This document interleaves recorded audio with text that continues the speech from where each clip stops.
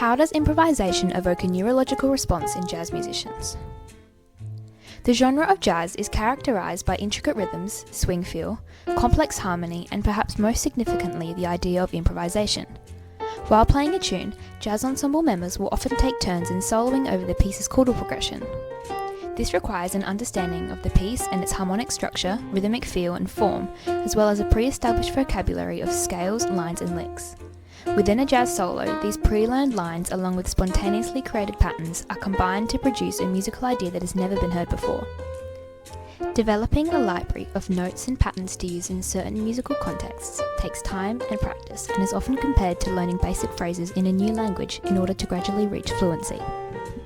As I outline my key findings while studying the neurological effects of improvisation, you will be able to see and hear me conducting my own improvisation over a selection of jazz standards.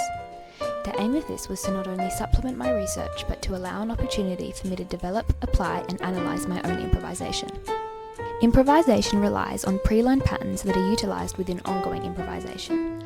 An improviser has an established knowledge of these patterns, along with ways of combining and linking them, methods and restrictions when generating new patterns, how they relate to the harmony and rhythm of the piece, physical movements required to play the patterns, as well as information about the performance and stylistic contexts. This type of creativity requires the continuous action of idea generation and regeneration, as well as the execution of these ideas. This is affiliated with a specific brain network functionality and activation. Interaction between two major brain networks, the default mode network and executive control network, are believed to contribute to the creation and evaluation of musical ideas and improvisation. The DMN consists of interacting brain regions that are activated when someone is not focused on their surroundings or the outside world. DMN activity can be measured with functional MRI. Two of the critical nodes in the DMN are the ventromedial prefrontal cortex, which plays roles in decision-making, emotion regulation, morals, empathy, and impulse control, along with the posterior cingulate cortex, which is involved in self-referential thought and memory recollection. The ECN is responsible for tasks and decision-making. It is involved with and contributes to and facilitates problem-solving, processing information, behaviour by drive or preference, visually learnt behaviours, and external thinking. Within improvisation, ideas are considered and evaluated, then utilised within ongoing improvisation through the ECN. The cortices in the ECN include the dorsolateral prefrontal cortex and the dorsal parietal cortex. These cortices help prepare and conduct response to stimuli when it is goal-directed. The information and ideas created travel from the DMN, and intervention from the ECN enables the ideas to be executed. The context of improvisation can impact activation in certain areas of the ECN, notably the dorsolateral prefrontal cortex. Typically, increased constraints such as improvisation based on the song's written melody lead to an increased activation. When comparing brain activity between pre-learned and improvised repertoire, improvisation was shown to cause an increase in DMN activation alongside a decrease in ECN activation. The deactivation of ECN regions was described as hypofrontality, which relates to the flow state, which will be elaborated on later.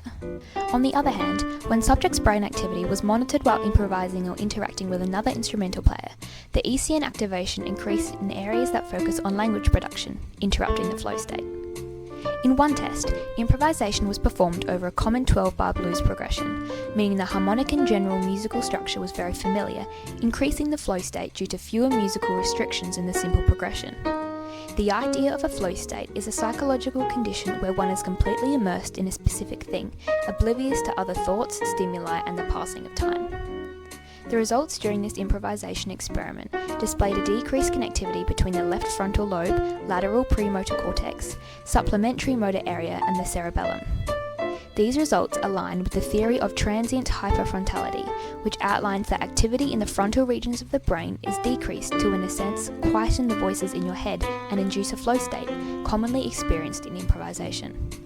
Another experiment used jazzed improvisation to study dynamic neural substrates during creativity. Neural substrates are often made up of a series of units which support functions within the central nervous system. The overview of the experiment results show that both free or unrestricted improvisation and improvisation constrained to the motifs of the melody led to a much higher probability of occurrence of a substrate including sensory motor, auditory, and posterior salience networks. The increased activation of these networks was compared to playing music from memory as well as a resting state. An increase in these networks can alter brain processes for the improviser.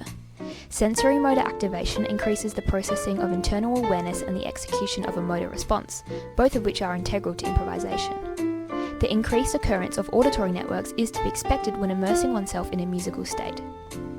Listening to yourself and external musical accompaniment is crucial when improvising in order to achieve the best sound possible. Salience networks determine which stimuli should be processed or endorsed by the brain, which again is an essential function with improvisation. This experiment also showed the ECN and corresponding language networks to have a decreased activation. These networks had a lower probability of occurrence during improvisation compared to resting state, while melody-based improvisation resulted in a slightly higher probability of occurrence than unrestrained improvisation. Melody-based improvisation, which in its nature has more restrictions, leads to a higher frequency of subsystems used for control processes and goal-directed cognition, whereas free improvisation uses networks to direct spontaneous creativity. While communicating with a selection of professionally trained jazz musicians, the observation was that improvisation evoked an emotional state, where some brain concentration was directed to the form, structure, and musical requirements of the piece, but musicians often found themselves in a meditative or Zen state where they felt fully absorbed in the music, not thinking about much else or aware of the world around them. This is proven by the activation of the DMN, which occurs when attention is not on one's surroundings. The only exception to this was if they were focusing on the music for a newly learnt tune or trading fours with another player. Changes in performance context and audience, such as an audition or in the presence of other professional or more experienced musicians, understandably led to an increased sense of pressure and need to perform better. This interrupted the flow state and feeling of being in the zone. In my own experience, this has also been the case. When improvising in front of a musician with a higher skill level than me whom I look up to, I find it difficult to immerse myself in the tune that I'm improvising over, due to the pressure and stress of playing in front of them. When improvising alone, in a safe environment, I have been able to get into the flow state, whereas improvising in the presence of a jazz musician I greatly admire significantly detracts from my skill ability in that moment and attention to the music. When asked about the emotional side to improvisation and awareness of the world around them, some jazz musicians said the following: "I don't really think, I just play." Definitely the emotional state adopted while improvising. Like butterflies in your chest when you like someone, it's just completely me when I solo. It's not a usual thing to see people interacting with the audience while soloing, it's quite a meditative state. If I am freely improvising alone, my brain is a lot freer. When playing to an audience, especially of people I aim to impress, I am more critical of what I play and will often try to play things impressive. It puts me into somewhat of a meditative void state, at least emotionally, takes my mind off any worries or thought. Performing, especially for assessments or an audience of musicians, definitely clouds my headspace and interrupts my flow of improvising. Upon reflecting further on my own improvisation, which can be seen and heard throughout this video, the thing that immediately stuck out to me was the comparison between improvisation and playing something from memory or of sheet music.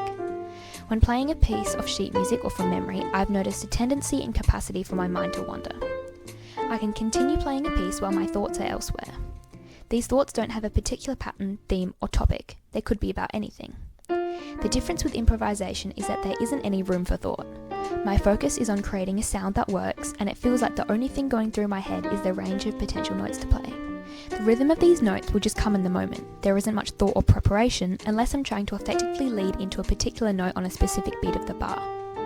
I'd occasionally think about or wonder where I'm up to in terms of the form of the tune I was improvising over, but generally I'd know the form and chord changes well enough, otherwise I would just play and use my ear to determine a change in the chord, key or section, and then follow this change.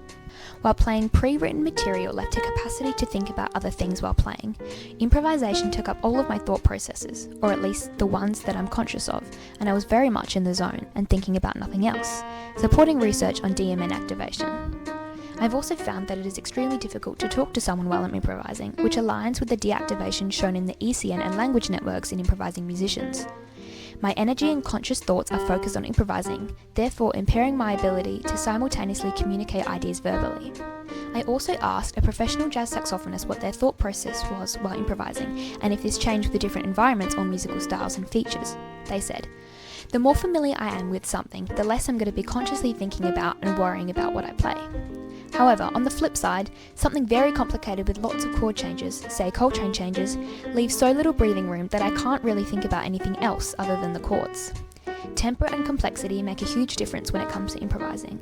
At a slower speed, there is time to consider and plan out what I may play, but say over a fast bebop tune, I rely on whatever muscle memory I have.